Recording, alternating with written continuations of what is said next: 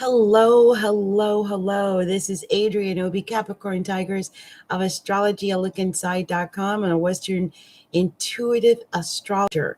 And I am coming now with the horoscope reading for the sign of Taurus for the month of, well, basically July and August.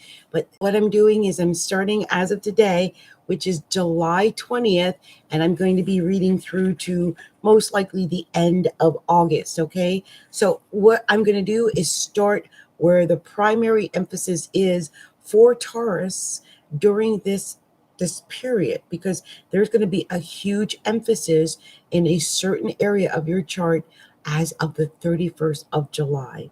And that is the fourth house of your home and your family. And I mean, just what does family mean to you, Taurus? And I think this new moon that's coming up in Leo in your fourth house, uh, I think it's going to highlight that. It's going to highlight your family. It's going to highlight your home life. It's going to highlight what feels comfortable. You're wow. There's Mercury that's retrograde in the fourth house, so communicating finally with your family, maybe getting out and actually speaking out and with your family.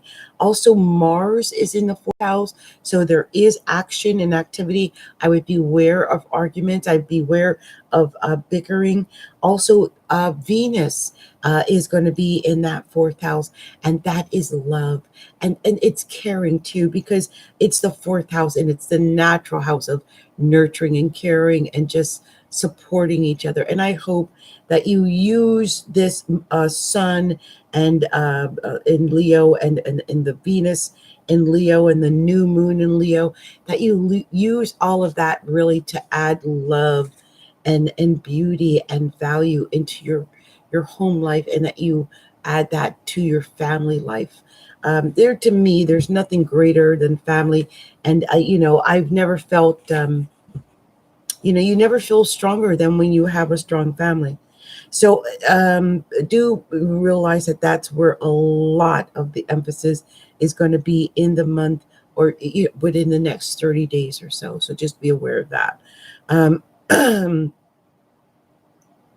One of the other things I really wanted to go into just right away is the fact that Uranus has been transiting in Taurus, and it's been a big change for a lot of Taurus. I don't know if a lot of Taurus were ready for it when the change came. They made a lot of hasty decisions.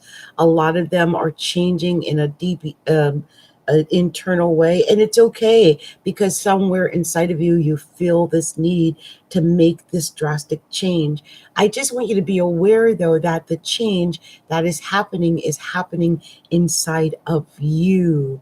And a lot of Tauruses, I think, are trying to make changes outside of them, like changes to their houses, or changes to their partners, or changes to their cars, or changes to their, even their physical appearance. But it's really an internal party going on here. I mean, changing your physical appearance might be one of the things you need to do, but really, I think it's just changing what's going on with your persona, because it's you. I hope that you realize during this, just in general, that you guys, especially during this retrograde, that it's you. That's where all the chaos and the eruptions might be coming from, because you might not be used to them, of course. I mean, you're Taurus and you're stable, and all your life you've been stable.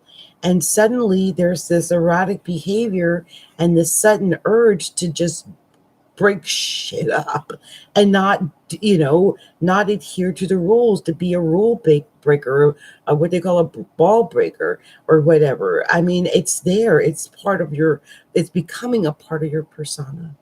And I wanted to mention it so that you can be aware of it, because you might not be aware of either how much you've changed from, say, last year or 2 years ago, or how much you are still in the midst of change now, and whether or not that change is good change, or if you're just changing just for the sake of change with no real purpose or reason for the change, and no real destination in mind. It's really important to you stay in control of yourself to some extent. Otherwise, your Uranus will, anything is possible when Uranus is in your first house. It shows that you, the individual, are the one that is showing the erratic activity. One of the other things I wanted to discuss is Chiron, that's in the 12th house in Aries. And Aries, I don't think likes to be in the 12th house in the first place because it is a me first, look at me, I want to shine type of sign. It's a fire sign. But with it being in the 12th house, I think it's just a horrible, detrimental feeling to the placement. And then on top of that, Chiron, the wounded healer, is in Aries, and it is now going backwards. And so that feeling of going backwards emotionally, that feeling of going backwards of psychologically, like even mentally, you might feel like you're going crazy. Maybe I just want you to know that if you are starting to feel that, like maybe you're going a little bonkers or a little crazy, or that you're crying alone and crying for things that you don't even know what you're crying about, that you're not going crazy. I believe it's just Chiron that's in your 12th house, and it's bringing out the hidden fears and all the hidden pain and all the hidden tears that you might not even be aware of, because it's the 12th house, and that is a house of self-undoing, but it's also the house of hidden secrets. And so these are secrets even to you. You're just getting to know some of your deepest skeletons that you've had probably for ages, but it's time that you get to know these skeletons and get to know yourself. And when you do that, I think you're going to get the greatest healing that Chiron can give, because Chiron wants to heal where it goes. So let it heal you. Also, the 11th house has Neptune in it, and Neptune is retrograding in the 11th house, which tells me that you could be having some confusion, some delusion. There could be some miscommunication amongst your friends and amongst groups and associations of some kind. Your friends could be thinking one way about you, but you're a whole different way. And I think if the best way for you to combat the confusion is just to try to be 100% authentic yourself. But you can't always know if the person you're dealing with, like the friend, is being 100% authentic as well. And that's what is a little bit confusing. And that Neptune retrograde there makes it like you have like blinders, like, blindfold on, and you don't know who's my friend, who can I trust, where can I turn to for, my comfort and tea, which group is a good group for me, can I trust this one, can I trust that one. I would say at this point, just sit back and uh, make your dreams. I mean, forget about all the external, I think now. And I would use this 11th house for my hopes and dreams and wishes, because the 11th house rules hopes and dreams and wishes. And I think when you put your hopes and dreams to paper, or you record it, or you just put it to action, like let's say you have a dream or a hope or a goal. Let's say you have a dream, and the dream is to be a singer on the stage, and all your life you wanted to be a singer and make a hit record. That's what you wanted to have a number one record, and you wanted to be a singer. And so the one thing that you would have to do in order to get closer to that goal, instead of just dreaming about it, which Neptune loves to do, you would have to take concrete steps into making that dream or goal a reality. So, how would you do that? I would get out a pen and paper, like I said, and write down the steps of how you would do that, how you would get from point A to point B in as far as making your dream come true. And this pertains to whatever your dream is. And I just see that it's a time for a lot of you Tauruses are going to be following whatever that dream is that you have. Now, on the 15th of August, there is going to be a full moon It's the full sturgeon moon, and it happens on the 15th of August, and it's happening in the sign of Aquarius. And Aquarius does square Taurus. And so it may feel a little bit like a friction or a little bit of tension. It might not necessarily feel good with that sturgeon moon squaring you like that on the 15th. And it could affect your career in some way because it's squaring you, your personality, and your personality's got Uranus sitting in it. So who knows how erratic that's been. So you must be careful when the full moon goes into the 10th house so that, especially in your career, especially if you have a boss or managers that you have to answer to. It's really easy to come off cold or to get maybe into a debate or something like that with someone who's an authority over you when the full moon is in your 10th house. So please be aware of that so that that doesn't come into fruition. Also, it just shows that you might appear to be a little more emotional that day, especially the full moon's going to be in your most elevated house. And so you might come off like you're a little bit emotional. I don't want you to come off as unstable, but just be aware of that so that you're not, I don't know, just so that that is the image that you might be giving off during that time. And okay, and then the other thing I wanted to discuss was Saturn and Pluto, which are retrograde in the ninth house. And basically that to me, like I always say, it's the God house.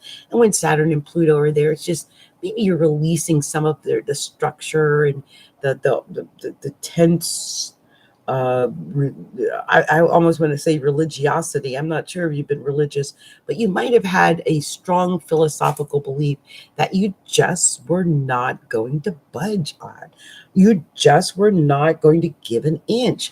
And that is something I think with Saturn and Pluto retrograding in the ninth house, it's saying, no, no, let's slow down on the dogma. Okay, and let's be a little bit more accepting of other people's mindsets and philosophies, because everyone is different, right? And so, and you might just be gaining or restructuring your own philosophy, so that while Pluto and Saturn are retrograding, you're rebuilding that structure there of what it is you most believe in, what it is what your foundations are, what motivates you. You might have lost your foundation, your structure, what you always believed in, and so you have to rebuild it from scratch. And so I would take this Saturn retrograde and Pluto retrograde to rebuild, renew, regenerate your philosophy on life, and get back into life again, and find your joy again in life, because that's what I think this is going to help you to do, is set those new standards that you might have lost because your foundation had started to crumble maybe. Lastly, I just want to mention that Jupiter is retrograde in the eighth house. And Jupiter is usually a planet of expansion and a planet of luck and a planet of joy and sunshine. And when it's retrograde, I just feel like someone cut the light out. Someone cut the light out, and they cut it off in other people's money.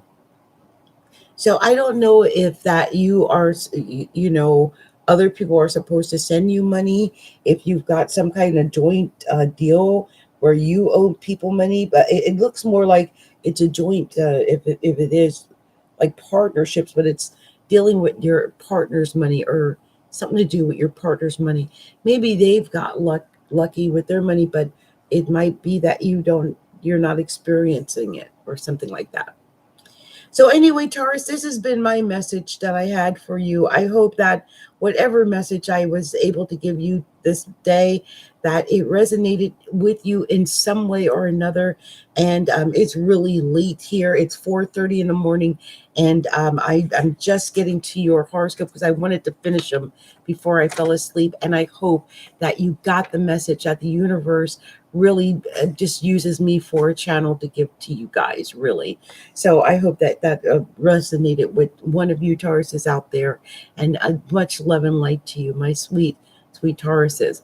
Now, I just hope that you will take a moment to like and our video and subscribe to our YouTube channel, and feel free to share this YouTube video with your friends and all your groups and all of that.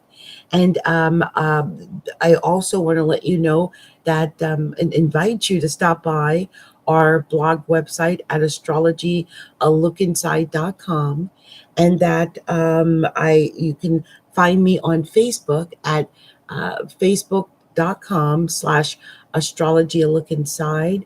And I also give free readings at my Facebook group, which is facebook.com/groups/astrology a look inside. Okay, well, much love, much light, many blessings, and namaste, my sweet friends.